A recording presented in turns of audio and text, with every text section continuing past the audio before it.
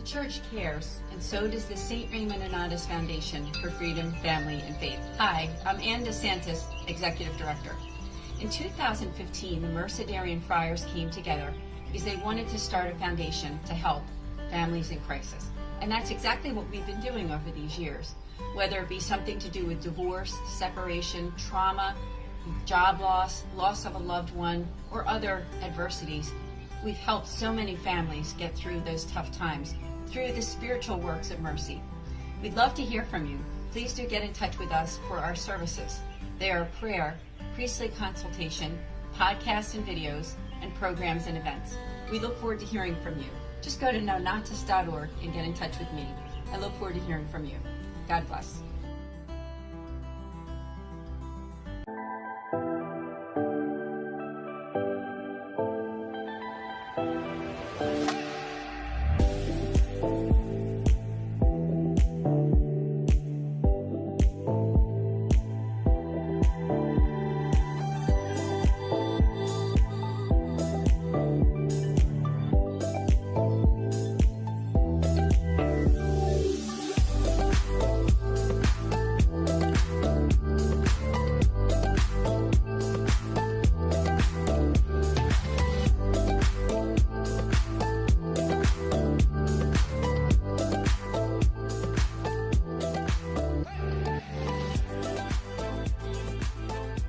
Fiat Ministry Network and Patchwork Heart Ministry present Journeys in Faith. Now, here's Anne DeSantis.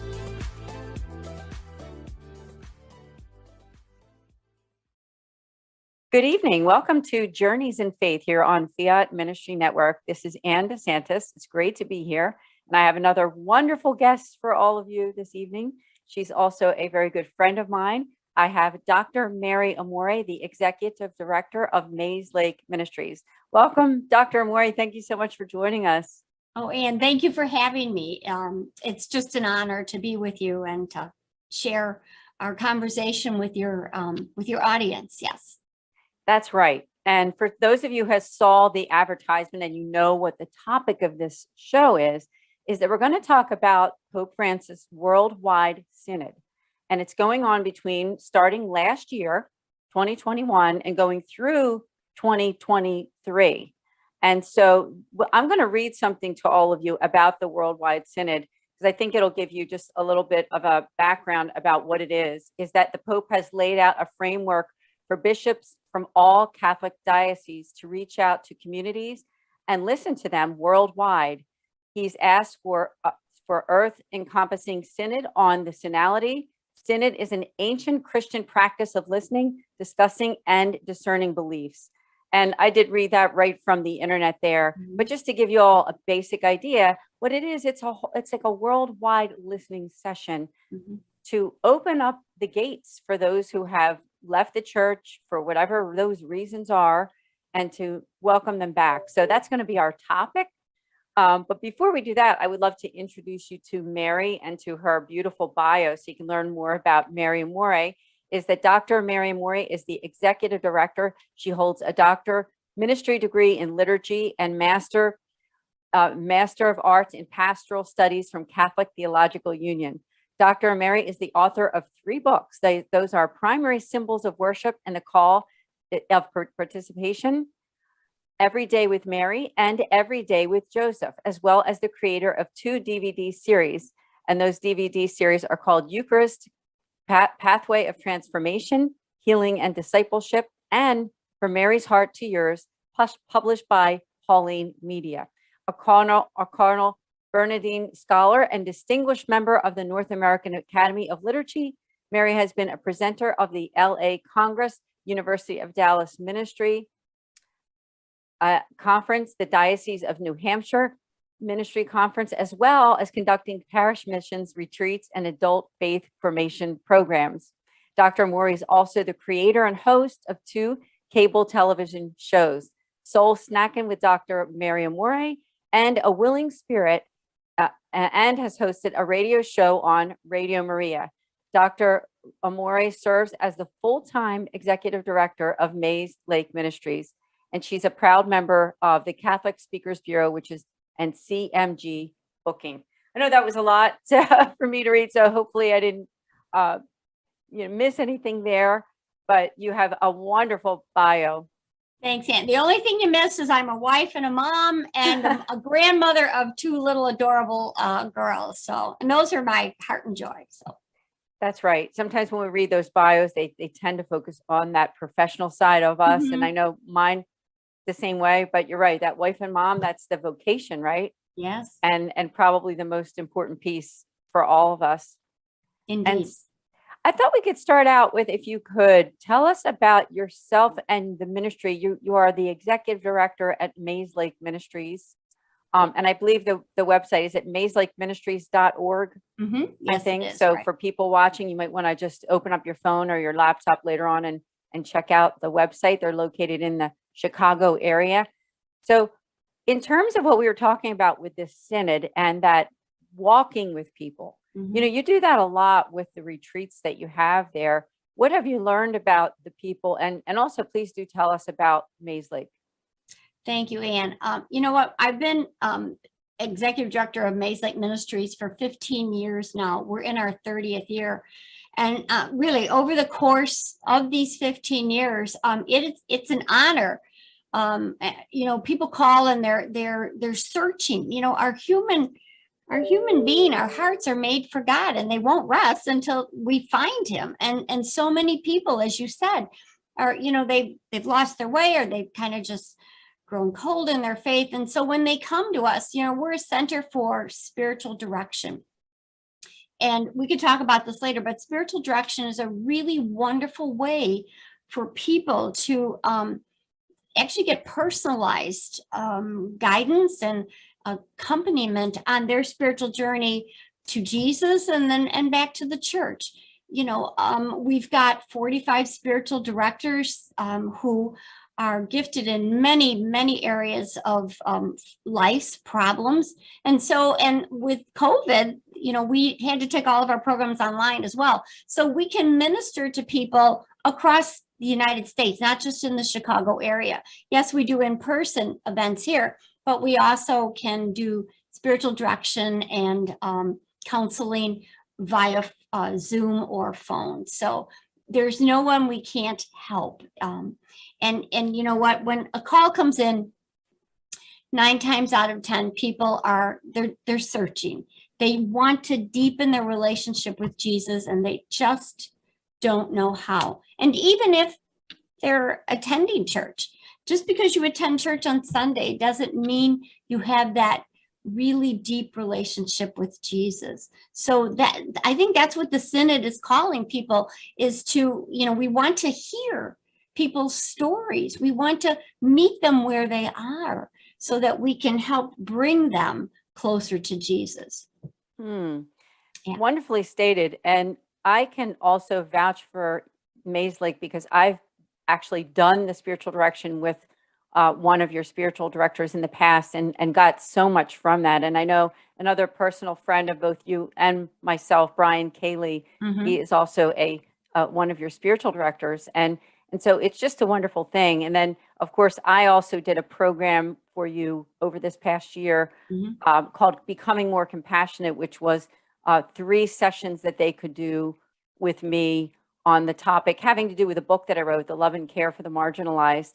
Yes. And so that was also something that I experienced in working with Mayslake, and I can't say enough good about it. And so please do, for you watching, if you're looking for a spiritual director or you just want to find out more about the ministry itself, mayslakeministries.org.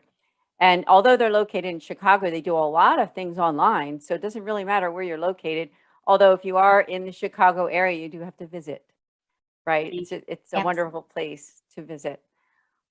So have you ever had encounters with people, and maybe over the years being with your experience, someone who really is searching or felt some kind of rejection from the church for whatever that could be, right? And during our second half of the show, we're going to talk about that.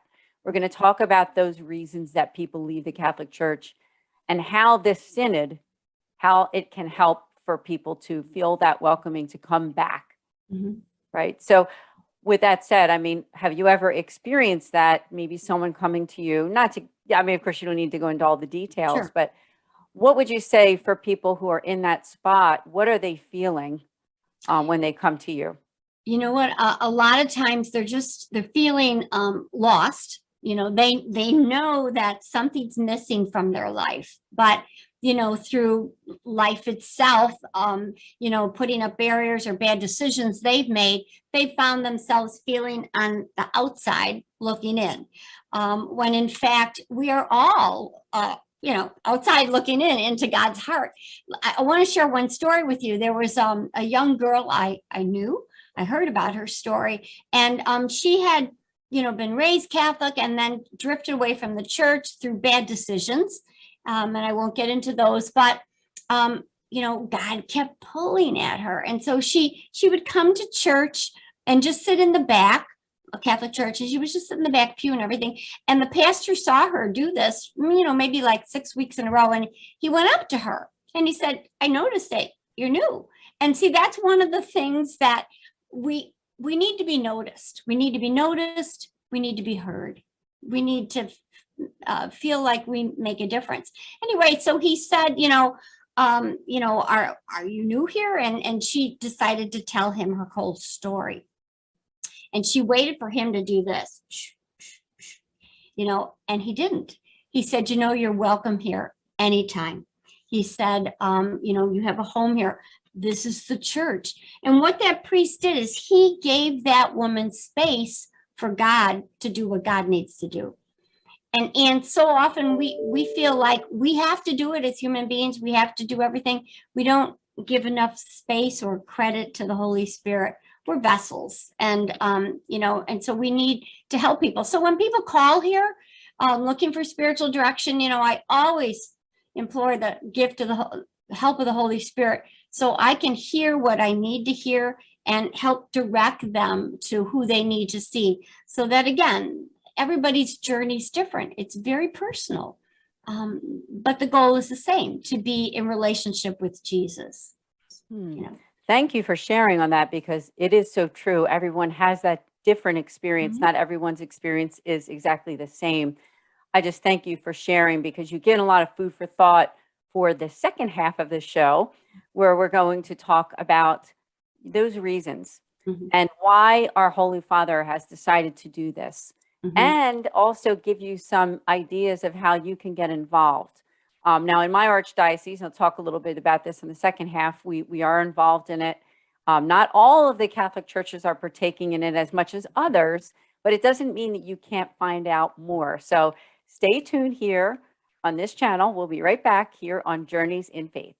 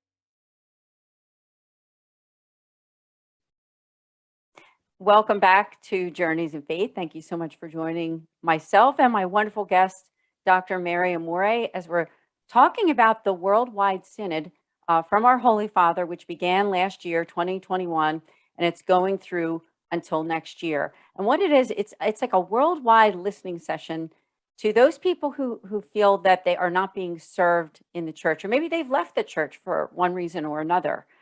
And so during the first half of the show, Dr. Amore was just talking about her work with Mayslake Ministries and how some of those people feel who are looking for some kind of depth of spirituality.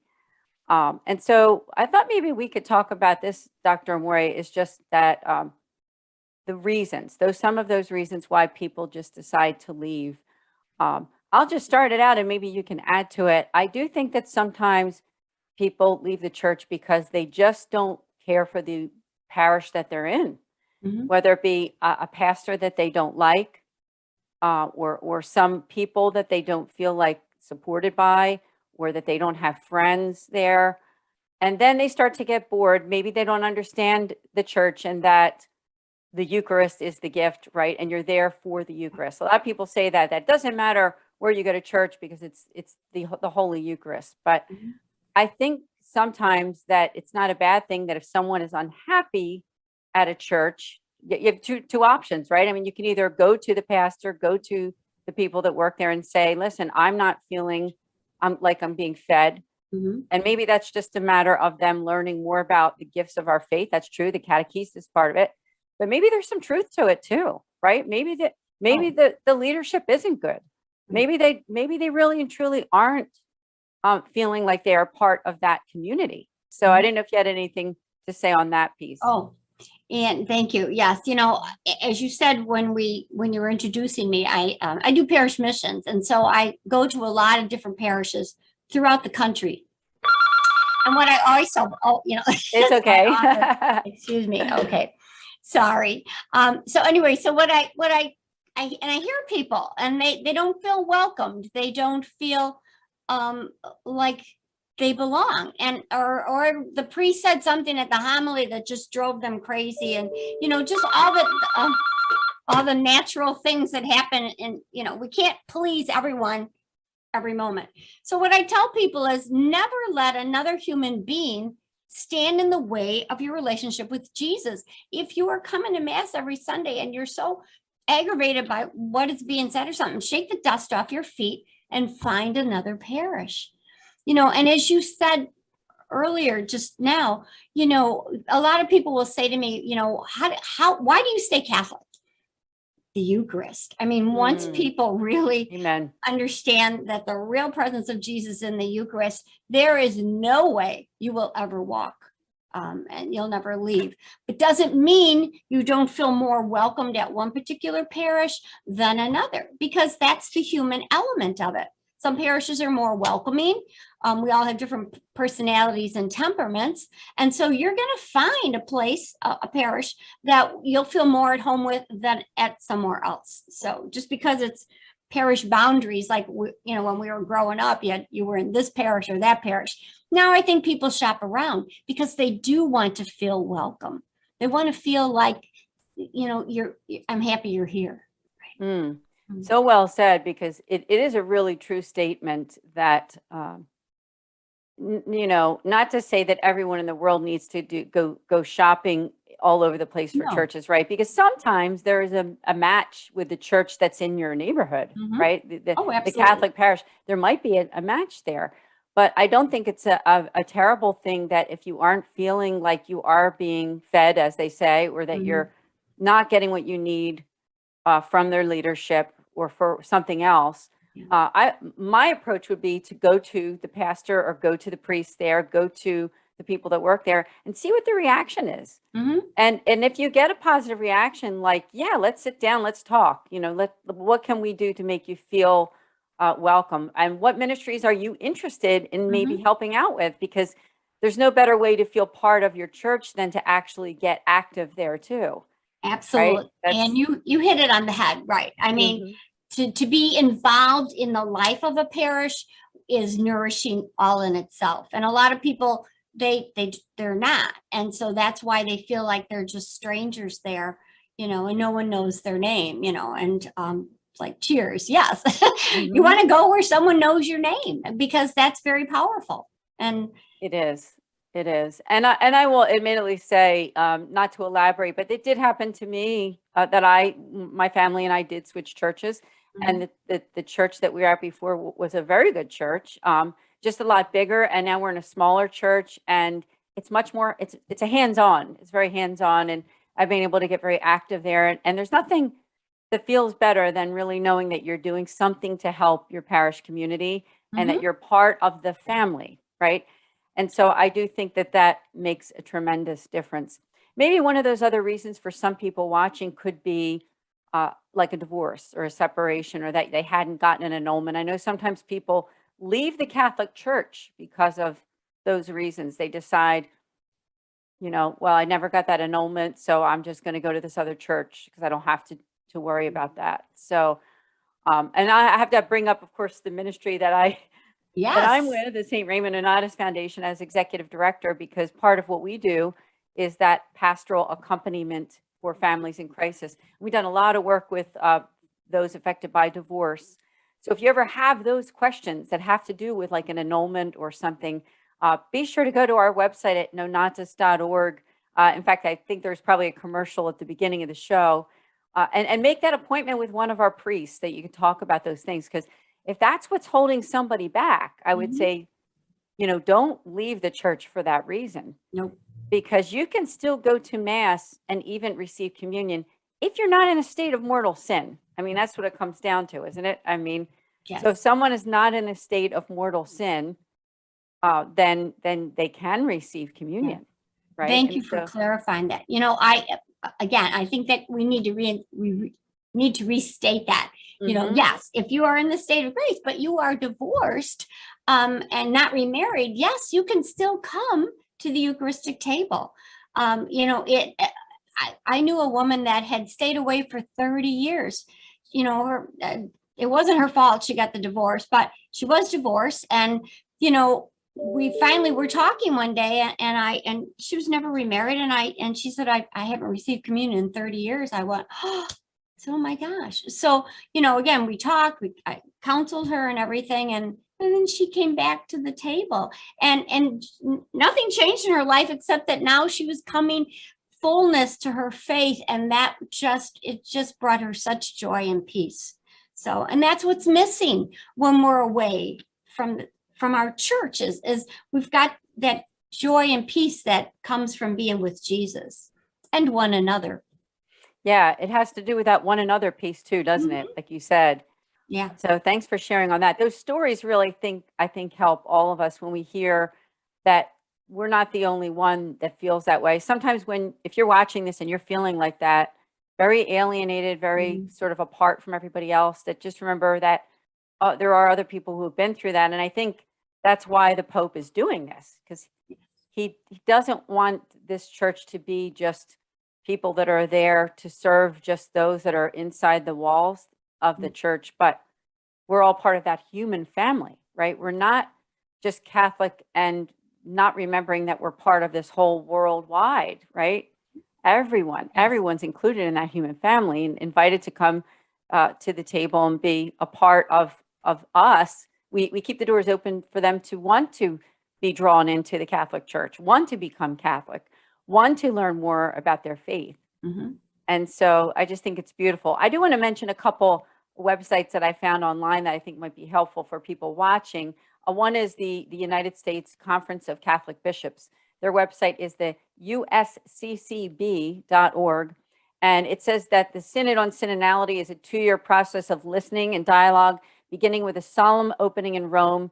And that began on October 9th and 10th of 2021, because the USCCB actually has a page for that. So you can just go to that website, usccb.org, and you can Google Synod, that's SYNOD, and learn more. There's another one on the Vatican website on the Synod. It's at the synod.va. Just simply go there and you can read about, directly from the source, from the Vatican website, what the Synod is and how the Pope really wants to take this seriously. I think it's a great thing because they did a survey. A lot of the dioceses and archdioceses are doing these surveys where they send them out to the parishioners and asking people to get their opinion about not only what's good about their parish, but what isn't so good and what could use improvement. And then they have these listening sessions where you can come together with parishioners and talk to them, not just parishioners, maybe friends of theirs who don't go to church, who want to be heard. Now, some of the churches aren't doing that. And some of them are doing something different where they're taking the results to the surveys, but then amongst the leaders of the church, they're like trying to work internally that way. So there's like kind of different ways that some of the dioceses and the archdioceses are handling it.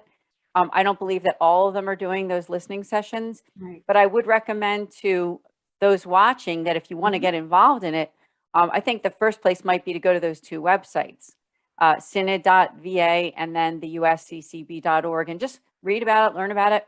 And then maybe what you could do is contact your local church and ask them if they are doing those sessions, or if there's any way that you could, if you have some issues, could you sit and talk to a priest or someone there about the reasons why you're not going to church or why you switched out to go someplace else, whatever that is.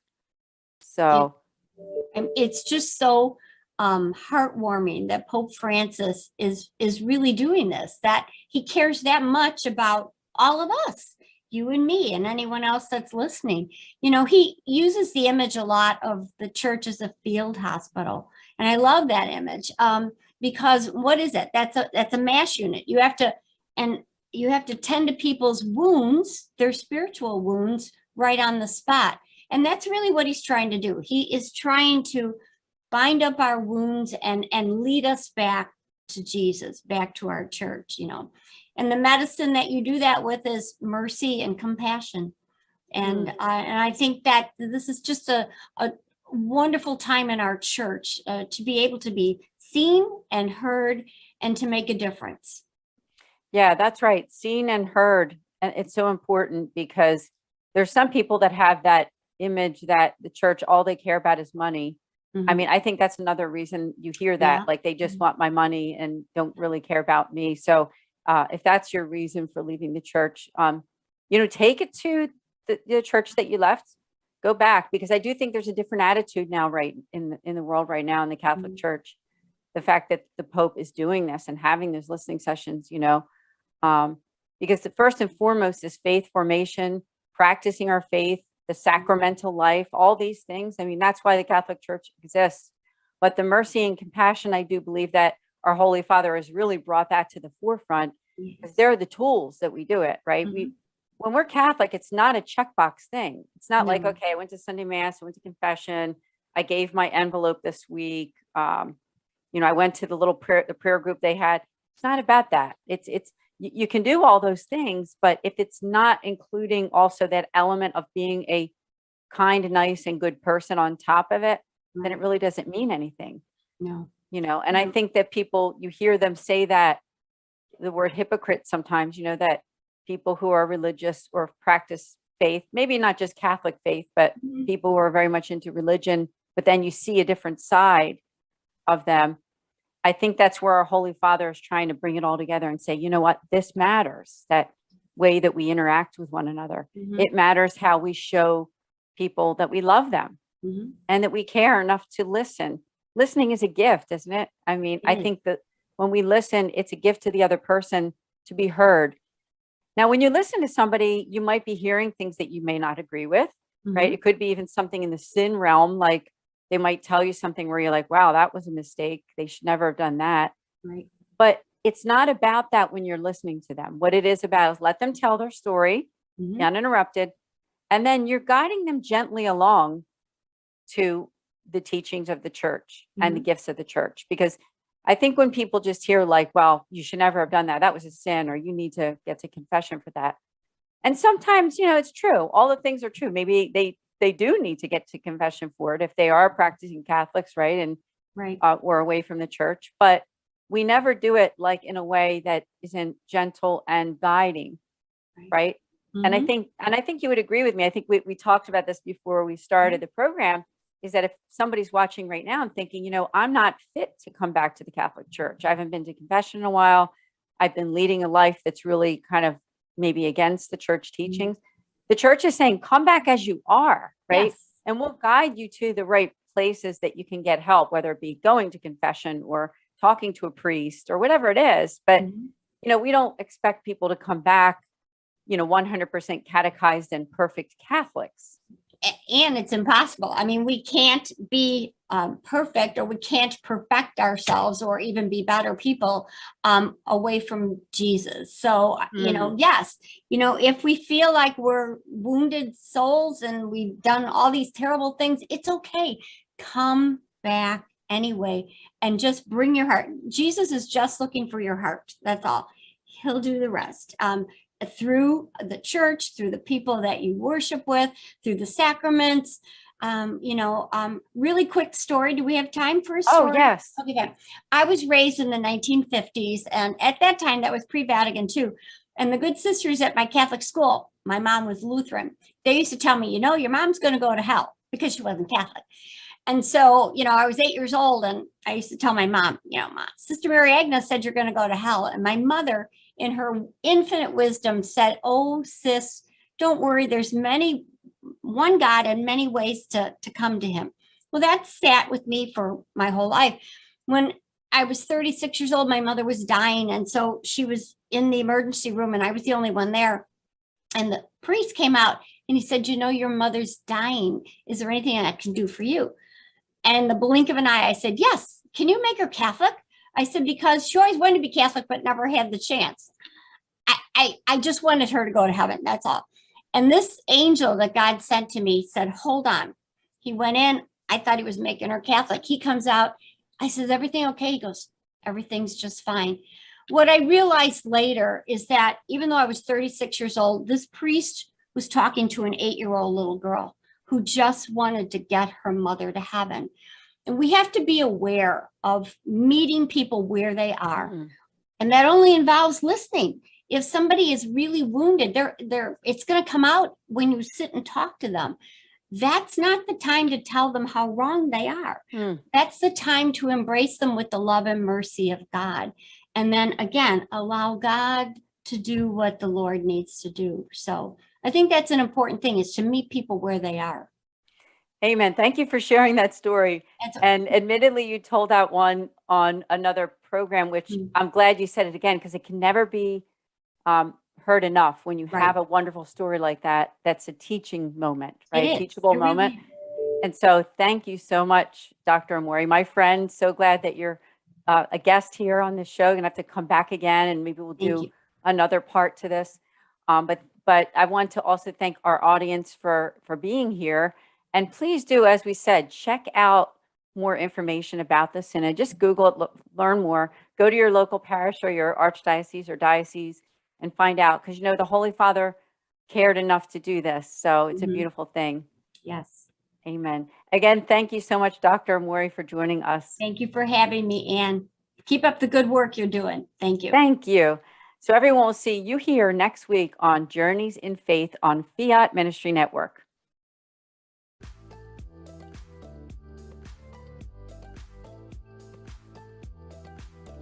Journeys of Faith is a production of Fiat Ministry Network and Patchwork Heart Ministry. For more information about Journeys of Faith, email info@fiatministrynetwork.tv. And be sure to friend, follow, and like us on social media. Just search Journeys in Faith with Anne DeSantis.